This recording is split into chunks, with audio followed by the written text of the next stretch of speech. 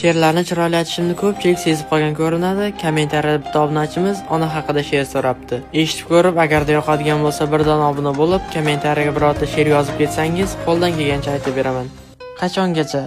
Qachongacha meni g'amimni yeysiz? O'zim qolib ba'zan bolamni deysiz. Qachon siz ham bir to'yib ovqat yeysiz? Esi yo'q o'g'lingizni kechiring ona. Duo qilib tursangiz bo'ldi. Yoshligingiz bolam deb o'ldi. Katta bo'ldim. Sabrim ham to'ldi. Esi yo'q o'g'lingizni kechiring ona.